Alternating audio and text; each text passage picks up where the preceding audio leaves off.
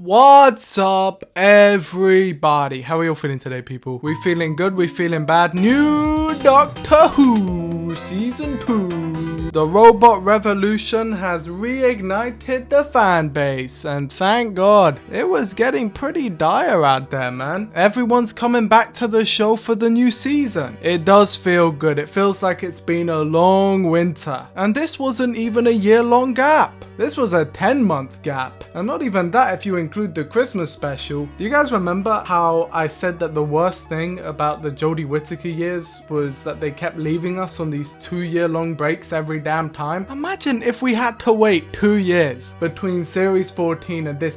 Holy shit, guys. Now that we've just come through this 10-month wait, can we all appreciate how terrible that was? I mean, people's standards get higher, people's opinion of what came before get lower, and it's almost as if this new thing, if it isn't 10 million times better than what came before, then it doesn't make up for what came before. I mean, it's just a pretty raw deal. But all of that to say, I'm happy that we're back.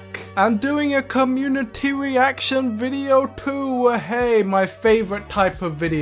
I've renovated the format, I've renovated the editing. I mean, if I'm being honest with you guys, taking a bit of meta stuff, this week and next week is gonna be pretty rough for me in real life. So I'm just gonna be enjoying myself with this one. It may be a bit shorter than usual, but hopefully I think it will be higher quality. So just a quick rundown if you guys missed the last video. Instead of before where I used to put as many comments in as possible, I'm still doing that. I'm gonna be reading 4 or 5 depending on the episode and talking at length about those ones, and then throughout the rest of the video I will be placing in the lower third comments from everyone, as many comments as possible. I won't be reading them out, but they will still be included in the video because I think that that's the charm. It's a document, a historical artifact, if you will. So in years to come, if people are curious as to how the masses responded to the episode at the time, these videos are an easy to come to place. Is that a thing? Is that a phrase, word? An easy resource, that's what I mean to say. Can you tell my voice is wrecked? Hopefully you can't. Hopefully I'm doing a good job. I don't want this to bleed into this video. It will definitely bleed in on Saturday. I'm sorry guys, but when I wake up in the mornings to record those intros, that's when the real me comes out, you know what I'm saying? But I'm just kind of having a stressful time. Nothing to do with Doctor Who, nothing to do with the channel, don't worry guys. But hopefully this stuff and all of the new series 2 talk and discussions, hopefully it can help lift my spirits. Come in for the group hug, everyone. But before we get into all of that, before we talk about everyone's comments, let's talk about the ratings.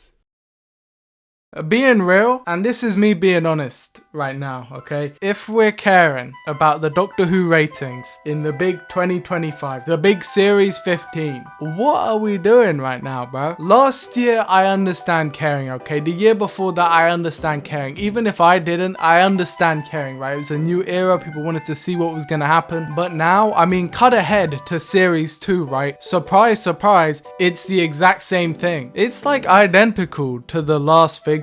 Big shock. I for one am not only not surprised, I actively don't care. I feel like reading into all of this stuff at this point is kind of the same as reading the Radio Times listings. Sure, maybe you'll find something. I mean, do whatever you want, bro. I'm not gonna stop you. But does it really matter anymore? There's not really a lot to talk about here. It's kind of like the Schalke Doctor's cameo from Rogue. But what I do find interesting was this post that someone in the Discord server, they put this post and we were all discussing it. 70 million hours streamed for Doctor Who, new episode number 2 of the night, which is, I mean, TV is finished, man. But that 70 million hours figure, that struck me as a little bit odd. Now, I do think that it's really quite impossible at this point to see how well this new series is doing, like on a technical numbers front, not on a vibes front, because everyone can kind of tell, have their own interpretation on that, but like from an objective point of view, we're never really gonna see how exactly well it's doing, because Disney Plus, they're infamous for always hiding their figures, and when they do release them, it's very likely that they're lying. I mean, some of the stuff that they were saying about Kenobi and all of that,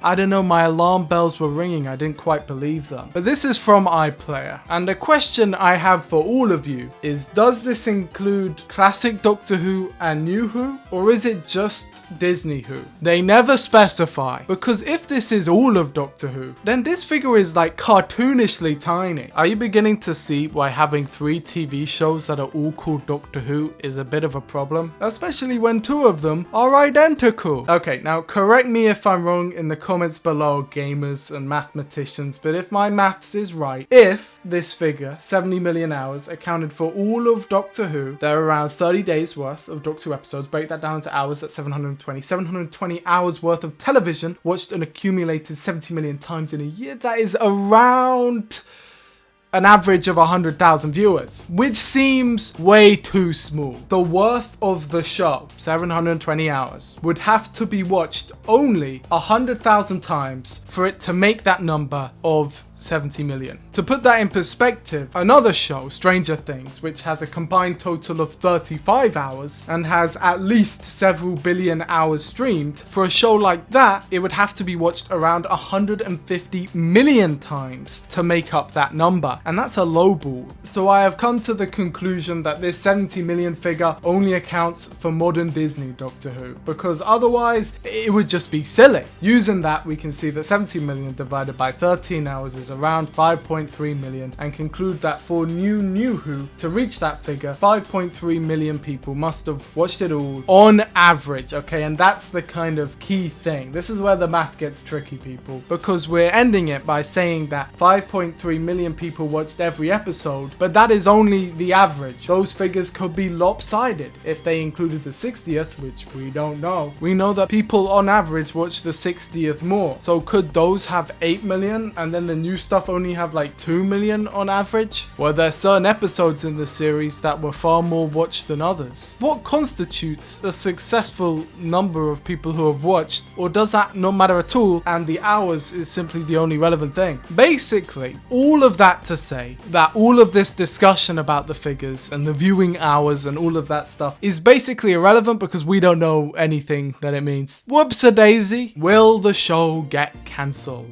It's a shame that this question has permeated and almost co-opted all discussion around this series, but at the same time it's only inevitable. As I mentioned just a second ago, I discussed it at length in the video that I uploaded just last week right here, and I would highly recommend checking that video out. But I think for now, for the time being, I want to talk about other things. I have discussed it now, okay? I've discussed that. If you wonder in future videos, why isn't he talking about it? Come back here, I've talked about it, okay? But I kind of just want to move on from that. Is that okay? Is that okay with all of you? The fate of Doctor Who is up in the air. We all know that. But let's not let it disrupt our conversations about the series. Let's make a deal to not focus on the outside world politics of it all, and to instead take the episodes at face value. Actually go inside. Talk about what we liked, what we didn't, what worked, what didn't, what could be improved. All of that great stuff. So is that a deal? I can't hear you. I'm talking to myself here. What did I think of the actual episode? I thought it was good. I thought it was good. On rewatch, it was definitely better, and I didn't even dislike it the first time round. The retro 1950s look and feel really works to its benefit. It's got a great pace, the drama with 15 and Belinda, I think it really lands. Belinda as a character is very well formed, and Bernadette Seth's performance is pitch perfect. Ncuti Gatwa also blows us away as always, but even now I think he's really beginning to feel himself as the Doctor. And am I the only one who finds it crazy that this story was filmed the same week that the Star Beast came out? I mean, that's wild to me. But speak of the devil, if my timelines are correct, I have made a very silly observation. If this was filmed in October/November, that means that Russell T Davies made this very episode at the exact same time where he said this. Time and society and culture and taste has moved on,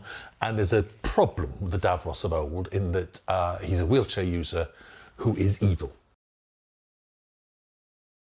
Yep, go off, King. Anyway, he said that the exact same month he wrote an episode featuring a disabled man with no legs pretending to be a robot with a lazy eye. I had problems with that, and a lot of us on the production team had the problems with that, of associating disability with evil. And trust me, there's a very long tradition of this. This guy's playing both sides. Some might call him a hypocrite. I call him a gamer master. He's playing both sides. It's impossible for him to lose. it's also impossible for him to win. I saw a lot of discussion about the Planet of the Incels line and also the vaporization of the cat. On the cat point, I personally think it's fine because we never actually saw the cat like before. There is not one frame of the cat being alive, right? Because, spoiler alert guys, there wasn't actually a cat there. But on the incel thing, maybe I should make a point out of this. Some people, unfairly, in my opinion, are countering the brutal nonsense, in my opinion, claims that the show has gone off the deep end with far left progressive propaganda, and they're countering that by saying that the show is not propaganda enough. Now that is not me saying that those people are right, because I don't think they are, and I think they're silly. And thinking that that last episode was in any way preachy or overly progressive is, it's just kind of hypocritical at that point, because now you're the one inserting politics and meaning into something where there is none, which is something that you claim to be against. But, okay. I also do not think that the show actually does need to go in depth into Alan's incel motivation, or necessarily the pandemic in Joy to the World, or Roger Ap-Gwilliam's political policies in 73 Yards. Just because I am firmly against this camp doesn't necessarily mean I fall into the camp of, oh, Doctor Who isn't progressive enough, because seriously? I feel like Dot and Bubble as an episode pretty definitively disproves this whole narrative that this era of Doctor Who doesn't have any strength of character or anything to say when it comes to political matters, or the common I've had is, oh, it only works in half measures, even though you have multiple episodes kind of going against that. I think people just like to say stuff, you know what I mean? They just want to say something. What I think is happening is people are making the mistake in thinking that theme comes first, that focusing on theme is the best approach to being a writer, and that the opposite is terrible or wrong, which it isn't. Not only Russell T Davies, many other writers have come out to say that it is a very limiting way of writing. Writing with the theme first might work for some people, but for most it doesn't. And to be fair, I think that's fair enough. It's just not how they write. I understand it. It is definitely limiting creatively. Themes in fiction usually come out organically. Changing Joy to the World, for example, into a pandemic episode set on a pandemic planet that not only changes the entire story, it also limits the story from that premise. I do not think that that would make the episode better, or would be a good change in any way, really. Additionally, going into 73 Yards, Roger Ap-Gwilliam wanting to nuke the world is not the point of his character in the narrative. The point of his character is that people would be willing to follow along with someone who wants to nuke the world, simply because he has confidence. Roger Ap-Gwilliam is a monster. His personal actions and how he treats Marty are more important in the grand scheme of things, because this is a story, than his views on global warming. If in 73 Yards there was a focus on Roger Ap-Gwilliam's,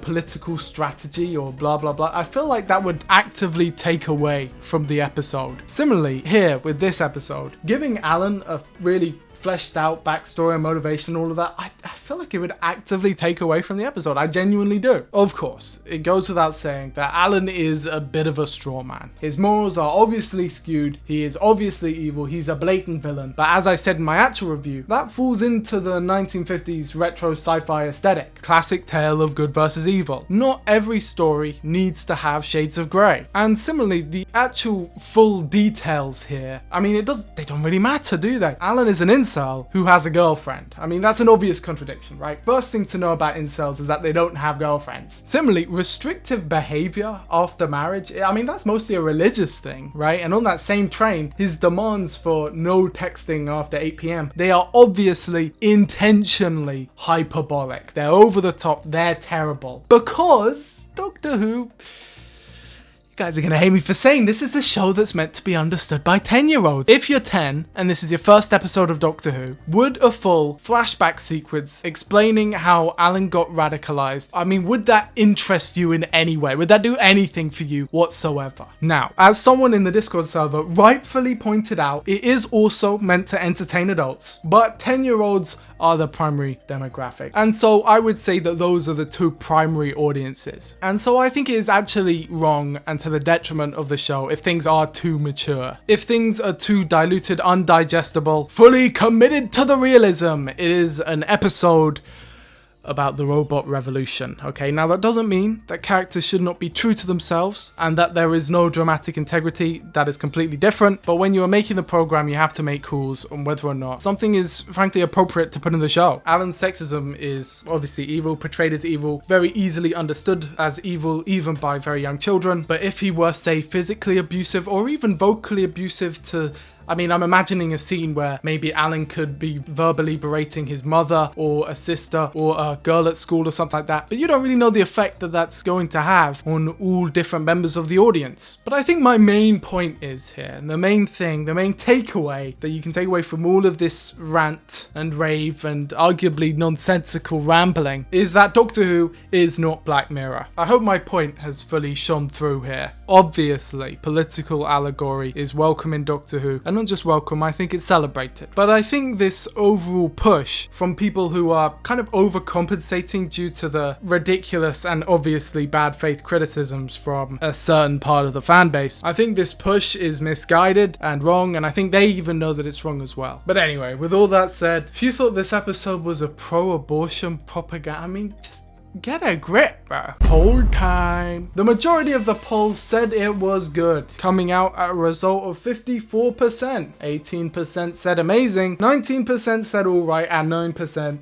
said bad. It's actually a pretty poor result. This is about on par with Space Babies, which you wouldn't think because that episode was hated and this one seems to be well enjoyed, but I mean, I don't know. If I'm being honest here, I thought this episode would have gotten better results. But anyway, let's get on to the first comment. First up, we have a comment from Crikey It's Dan, who's beginning to become a regular on the channel. Hello Dan, don't worry, I see you. He got the top comment on the last video saying it was better than Space Babies, so we're starting out stronger than we did last year. But overall, I do just think it was a very okay episode. It did its job of introducing Belinda and getting us excited of what's to come for next week and the rest of the season. But not one I can see myself revisiting much. Just a very fun, run-of-the-mill, standard episode. I do think Doctor Who is a crazy show when that episode can be considered standard, but I suppose in a way it is. I rewatched Space Babies just a few days ago actually. I watched so much Doctor Who that it's kind of difficult for me to keep track in my mind what episodes I watched and when, especially now that I'm hopping between commentary tracks and just regular episodes.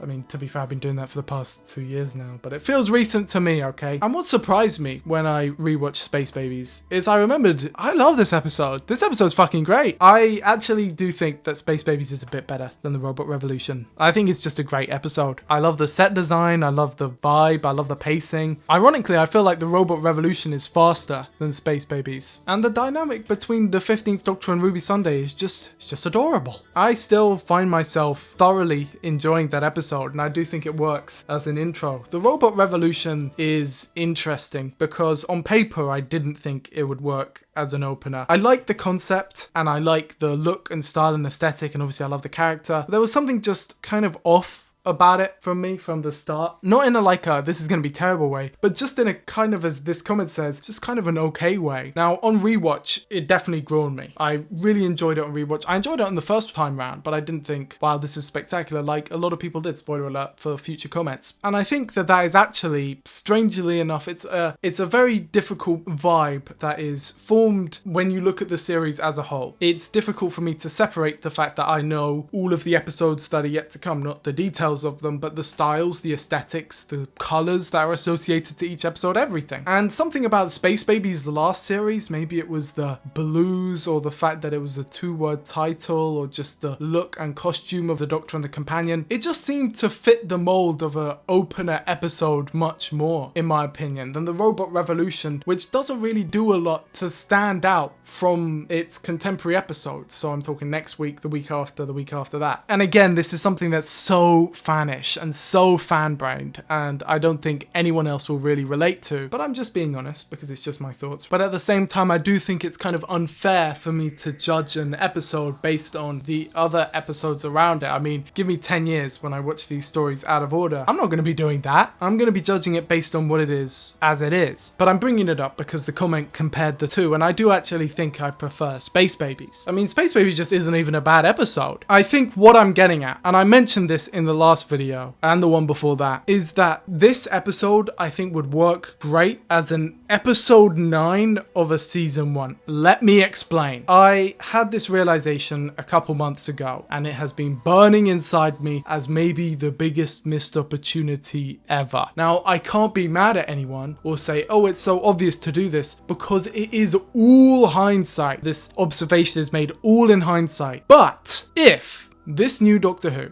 this new RTD2 era, if seasons 1 and 2 were published together, if they saved all of them and then they released them now, so Space Babies released this week, and we just had one big long line to episode 16, The Reality War, not only do I think it would be 10 times better received, I think it is almost guaranteed that the show would still be going on. Of course, now it is a gamble, blah blah blah, I said I wouldn't talk about that, but we know that they haven't had meetings since the last year, so that's 10 months of no meetings about the future. If they were still working and nothing had come out, naturally, of course, as happens in every show, there would be meetings about the future, and because it would likely be better received, there probably will be a future. The biggest problem with Series 14 is the 8 episode runtime. After reading about 10 bajillion reviews, analysing the episodes myself, thinking about it for 10,000 hours at least, that is far and away the biggest problem with the structure and format of the series. The actual episodes themselves, I mean, there's not really much of a problem with them. And I think almost for definite that if Empire of Death was a mid-series finale instead of a regular finale, people would be so much more generous with it and would probably honestly quite like it. Now, I imagine that there are technical reasons why this couldn't happen, but at the same time, wouldn't it have been brilliant? The Robot Revolution would be a brilliant episode 9. It would be a brilliant way to get us back into it. It would be a pseudo first episode that switches things up from the Space Babies' more traditional companion introduction. It's, I mean, even without them being in the same series, it's an obvious juxtaposition. And let me know, guys, what you think, but I can't get this idea out of my head. If season 1 was coming out now, season 2 coming out in 2 years, the big con would be that there would be a 1.5 year long gap since the Church on Ruby Road. But at the same time, Series 14 was meant to come out in January, so it was already delayed by 3 or 4 months. At that point, it may have just saved all of them to have a 16 episode party. I mean, would it have been the best Doctor Who series ever? Probably. I think it would have been. It's just a bit strange to me that we're going to have 2 series that I'm guessing people are going to be just lukewarm about, even though I'm going to love both of them. But if they just release them together as one, everyone will be singing their praises. I saw another comment, this wasn't on this video, this was on earlier videos, saying that you shouldn't call it season 1 and series 2, you should call it part 1 and part 2. Why didn't they think of that, man? That's such a good idea. Anyway, what was I rambling on about? Oh yeah, this comment. I disagree. I will be revisiting this one. I did really enjoy it. Moving on to the next comment. This episode gave me a real 2000s DWA vibe and I loved it. I went in with very low expectations due to my less than stellar opinions on Space Babies and was way more pleased with the leaping quality in, well, everything. I love the concept of the Doctor somewhat having a proto-companion before losing them. It makes it so Belinda and the Doctor both never really intent on travelling with each other. And while I've never really minded it in the past, it's the first time in a while I feel the Doctor crying felt really deserved. Also, was it just me or was the soundtrack really good? I thought last season's OST was great, but something I can't even explain sticks out to me in this episode's entire soundtrack.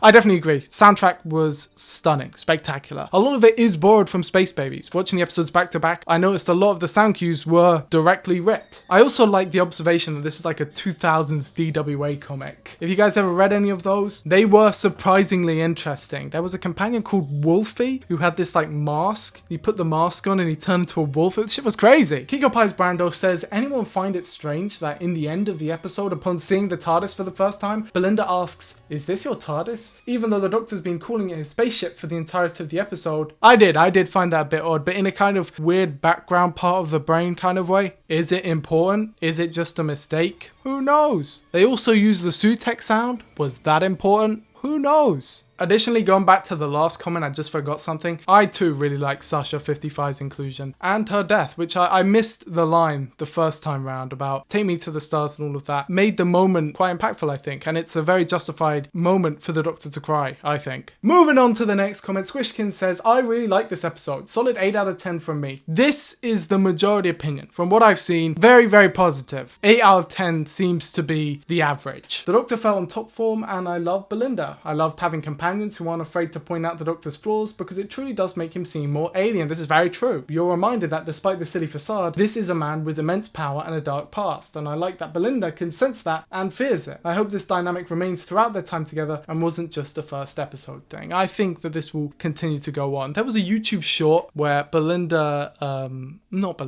Sethu's hinted that Belinda was going to die. Who knows, people? Is that going to happen? The Doctor promises to keep her safe, and it is confirmed that he breaks that promise. So, ooh, very, very spooky. I hope nothing happens to her. I think she's amazing. And the last comment for today that we're going to be reading through, of course, there have been more in the lower third. Tom from the Discord server. He writes 5 hours ago. It was Pete. What can I say? 8 out of 10. Also, I found it interesting that Belinda knew the TARDIS's name before the Doctor told her. I wonder what's going on there. As I said earlier, I think the majority of people have this episode down as an 8 out of 10. It was a definite positive reception. A lot of people saying it's one of their favorite openers ever, favorite opener in years. And I must say I am very happy to hear that. I think with the fact that a lot of people's hate videos didn't quite get the views that they wanted to, a lot of that hate watching negative audience has kind of abandoned ship on the show. Now, of course, there are still a bunch of bad faith commenters, but the majority of people left are those who genuinely enjoy the show, genuine fans of the show, not pretending. Even if they didn't like last series, they're not pretending, right? They're genuine,